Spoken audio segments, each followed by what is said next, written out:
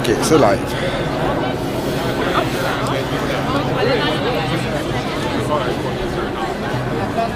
Tout le monde.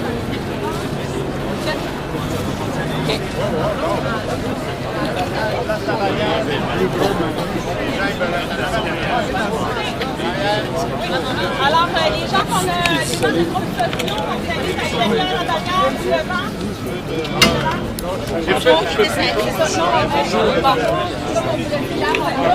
On manifeste de c'est ça.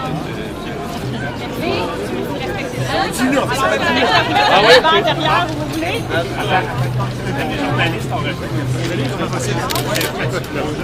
ont toujours en place. Ça va être plus de bain, ça va être moi-même, Véronique Laflamme. Oui, co-porte-parole de la coalition et c'est la même chose pour Kim. Mais votre titre, Je suis porte-parole de la coalition opposée à la tarification des services. Laflamme. Non, Véronique Laflamme. Véronique Laflamme, porte-parole de la coalition. Kim Debain. Debain.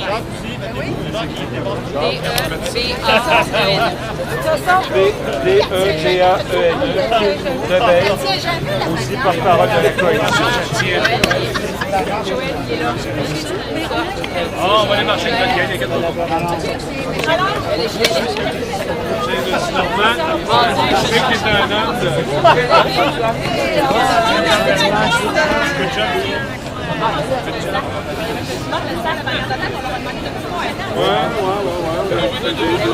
Oui, France. Ils sont encore en train de s'organiser. Continue ton point de presse. Alors, on va commencer. OK, commence. Stand by. Attendre Robin? Oui. Bonjour tout le monde. On va commencer dans 30 secondes. Oui, ça s'en fait. Dès que j'ai soif, c'est ça. It was on point. Comment est mon projet? Alors bonjour, merci d'être là, nos plus en nombre. Aujourd'hui, se tient en ce jour de l'Halloween une grande manifestation pour dénoncer les histoires d'horreur qu'on voit depuis plusieurs semaines liées aux choix politiques, aux politiques d'austérité budgétaire du gouvernement Couillard. On aura dans la rue aujourd'hui des étudiants et étudiantes, donc 82 000 sont en grève, des travailleurs et des travailleuses de différents secteurs de la santé, des services publics, du secteur communautaire, des pompiers, donc vraiment des travailleurs et travailleuses d'un peu partout, des groupes communautaires, des groupes de défense de droits, des groupes de personnes handicapées, des comités de logement, des groupes de femmes.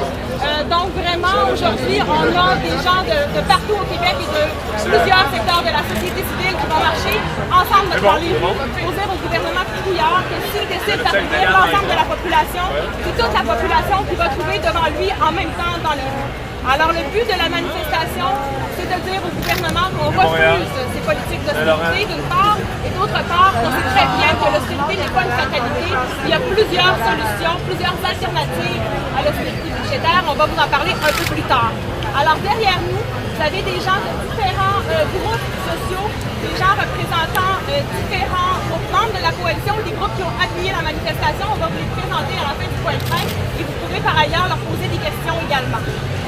Alors, on le voyait encore ce matin en lisant le journal, les politiques d'austérité budgétaire, les compressions budgétaires qui se sont accélérées depuis le dernier budget Couillard touchent les personnes les plus vulnérables de la société, les personnes handicapées notamment, dont on apprenait encore ce matin que les coupures entraîneraient probablement des fermetures de centres d'hébergement, les personnes ayant des problèmes de santé mentale, les personnes à l'aide sociale, les patients, les malades qui, on le voyait, doivent convoir le nombre de bains auxquels ils ont droit diminuer.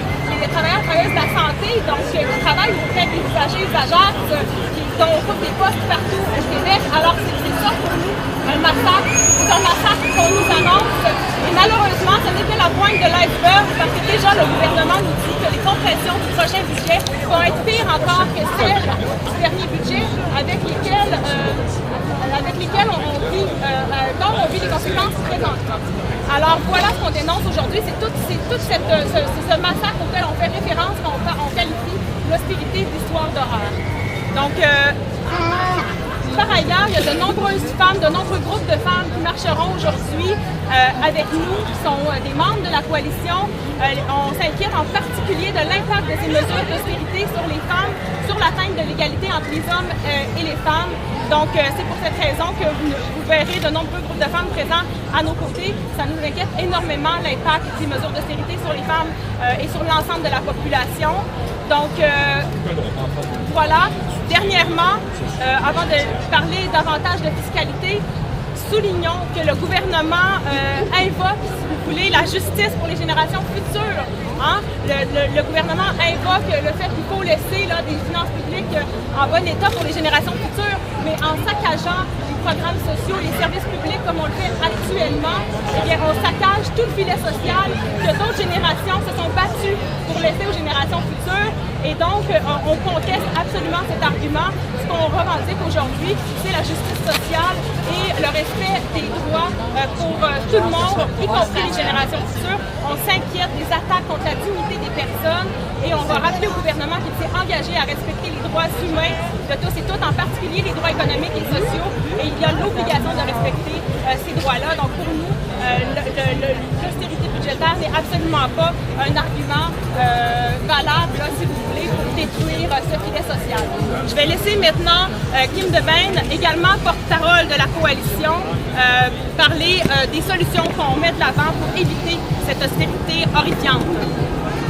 Bonjour. En fait, le seul prétexte actuellement qu'on utilise pour sabrer dans les dépenses publiques, c'est l'équilibre budgétaire. La coalition, elle est claire là-dessus. L'équilibre, il peut attendre. Comme disait ma collègue, c'est juste la pointe de l'iceberg. Ce qui s'en vient l'année prochaine, ça va être encore pire.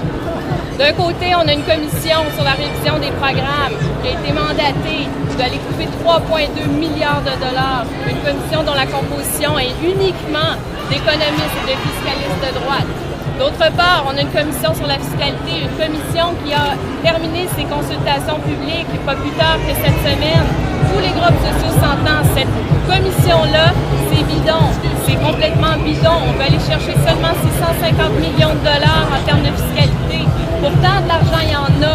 On peut revoir la fiscalité d'une autre façon. La coalition a d'ailleurs travaillé sur un document pour amener des mesures fiscales alternatives. Donc, on parle de 18 solutions fiscales qui, si étaient mises en place, pourraient aller chercher plus de 10 milliards de dollars sans toucher les programmes sociaux, sans toucher les services publics. On peut penser au coût des médicaments. Pourquoi qu'on ne travaille pas là-dessus et qu'on ne met pas en place une assurance entièrement publique de médicaments? Pourquoi qu'on ne revoit pas la taxe sur le capital des banques? On a coupé ça dans les années en 2007. Pourquoi on a fait ça quand 6 grandes banques font plus de 30 milliards de dollars de profit en un an? Est-ce qu'on est prêt à accepter ça? On est passé de 16 paliers d'imposition à seulement 4. Pourquoi on ne revoit pas justement les paliers d'imposition? On a augmenté les premières tranches. Tout le monde paye plus, de 13 à 16 %. Pourtant, les plus riches ont vu leur palier d'imposition baisser. Donc, des solutions, c'est pas vrai qu'il n'y en a pas. Il y en a plein. Et puis, on est ici dans la rue pour dire qu'une autre façon de voir le Québec, une autre façon d'imaginer la fiscalité, il faut réfléchir aussi à ces alternatives-là.